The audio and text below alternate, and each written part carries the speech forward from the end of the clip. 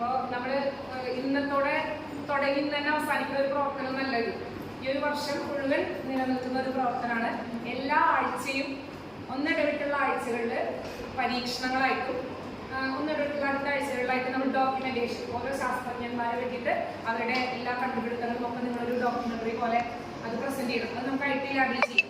പരീക്ഷണം സയൻസ് ലാബിലായിരിക്കും ചെയ്യാം.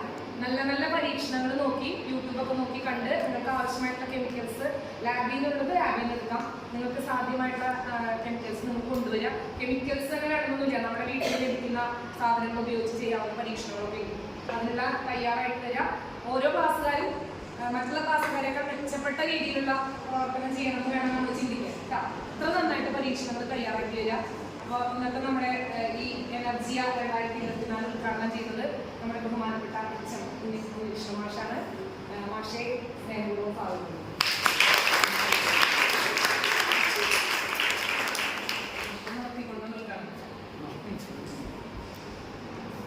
പരീക്ഷണം നടത്തിക്കൊണ്ടാണ് മാഷ് നമ്മുടെ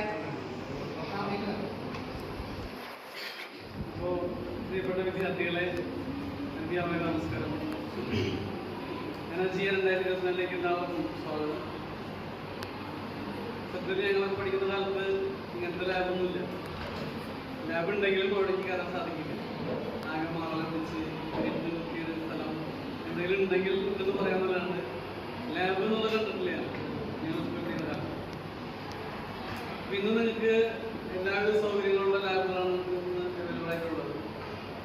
ഇപ്പോൾ നമ്മളിപ്പോൾ അബോർട്ടനം പഠിക്കുമ്പോൾ നമുക്ക് എന്ത് ചെയ്യാം, ഒരു പെൻസിൽ ഒരു ബീക്കറിൽ പെൻസിൽ ഇട്ട് കഴിഞ്ഞാൽ അവിടെ പെൻഡിങ് നമുക്ക് അപ്ലൈ ചെയ്ത് കാണാൻ സാധിക്കും. അപ്പോൾ നിങ്ങൾക്ക് ക്ലിയർ കട്ടായിട്ട് മനസ്സിലാക്കാം ഇത് അബോർട്ടൻ റിഫ്രാക്ഷൻ ആണെന്നുള്ളത് അല്ലേ.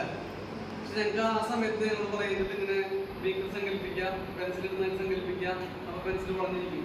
മനസ്സിലാവും അപ്പോൾ പെൻസിൽ വളയും. അപ്പോൾ നമുക്കത് കൺഫ്യൂഷനാണ്. അതായത് അവിടെ ടീച്ചേഴ്സ് എക്സ്പ്ലെയിൻ ചെയ്താൽ നമുക്കത് മനസ്സിലാവില്ല എന്ന സമയം.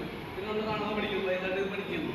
പക്ഷെ ഇന്നതല്ല, നിങ്ങൾക്ക് കണ്ടും കേട്ടും അനുഭവിച്ച് മനസ്സിലാക്കാനുള്ള എല്ലാവിധ സൗകര്യങ്ങളുള്ള വിദ്യാർത്ഥികളുണ്ട്. ഇവിടെ മാത്രമല്ല, ഒട്ടുമിക്ക വിദ്യാലയങ്ങളിലും അത്തരത്തിലുള്ള അത്യാധുനിക സൗകര്യങ്ങളുള്ള ലാബുകളാണ് ഉള്ളത്.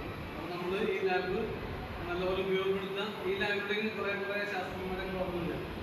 തോമസ് ആൽവ എഡിസൺ എത്രയോ പരീക്ഷണങ്ങൾ നടത്തുന്നുണ്ട്. ആ ബുക്ക് റെക്കോർഡ്സിൽ അതിൻ്റെ പേര് എഴുതാൻ തല്ലാൻ നേരത്താണ്. ഒരുപാട് ഓരോ 2 ദിവസം കഴിയുമ്പോഴും പുതിയ പരീക്ഷണം നടത്തിയിട്ട് അതിൻ്റെ പാറ്റന്റിന് വേണ്ടി അപ്ലൈ ചെയ്യുമ്പോൾ എഡിസന്റെ ആ കണ്ടുപിടുത്തങ്ങളുടെ പുസ്തകങ്ങളൊക്കെ ഫില്ലായിരുന്നു അവിടെ എഴുതാനുള്ള പുസ്തകങ്ങൾ. അപ്പം അതുപോലെ രീതിയിലും നിങ്ങളുടെയും ഒരു എക്സ്പീരിയൻസ് ഒക്കെ ഈ മേഖലയിൽ ഉണ്ടാവണം. മികച്ച സയന്റിസ്റ്റ് ആവാനായിട്ടുള്ള അവസരങ്ങൾ ചെറുപ്പത്തിലെ നമുക്ക് ലഭിക്കാനുള്ള വലിയ കാര്യമാണ്.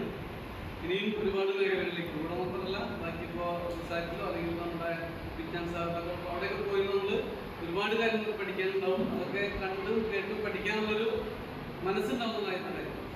നമുക്കിപ്പോൾ ഒരു വിജ്ഞാനം ചോദിച്ചു തരാൻ പറ്റില്ല. അത് നമ്മൾ അനുഭവിച്ച് പഠിക്കാവുന്നതാണ്.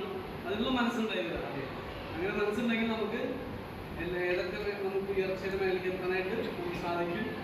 നമ്മളിപ്പോൾ ഉണർന്നിരുന്ന സ്വപ്നം കാണുന്നത് സ്വന്തമായിട്ട് വീട്ടിൽ ലാബിലൊന്ന് പരീക്ഷ ചെയ്യുന്നു, റിസൾട്ട് ഉണ്ടാകുന്നു. അങ്ങനെ പുതിയ മേഖലയിലേക്ക് നമ്മുടെ പരീക്ഷണ പാഠവും മുന്നോട്ട് പോകുമ്പോൾ നമുക്ക് ഇദ്ദേഹം പറഞ്ഞതുപോലെ ഉണർന്നിരിക്കുമ്പോൾ നമുക്ക് സ്വപ്നം കാണാൻ സാധിക്കുക. അപ്പോൾ അതിൻ്റെ വാർത്തകൾ നമുക്ക് അപ്ലോഡാക്കി മാറ്റാൻ സാധിക്കും. എല്ലാവർക്കും പുതിയ അധ്യയന വർഷത്തിൽ എനർജിയ 2024 എല്ലാവിധ ഭാവങ്ങളും നേരുന്നു.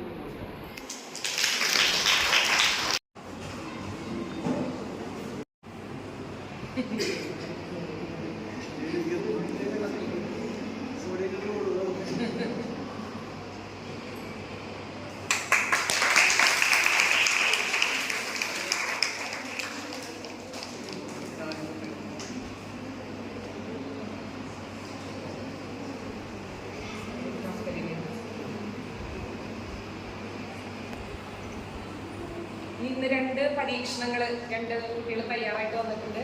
3 പേര് തയ്യാറായിട്ട് വന്നിട്ടുണ്ട്. അവരെ ഈ ഇന്നത്തെ ഫസ്റ്റ് ഡേ എക്സ്പെരിമെന്റ് പെട്ടെന്നാണ് അവർ തയ്യാറാക്കി. ഇന്നലെയാണ് നമ്മൾ പറയുന്നത്. അതുകൊണ്ട് ഒരുപാട് പ്രിപ്പറേഷൻ ചെയ്യണം. അവർ പറഞ്ഞാൽ അവരുടെ കൊച്ചു പരീക്ഷണം കാണുന്നതിനായിട്ട് അടുത്ത പ്രോഗ്രാം അതാണ്.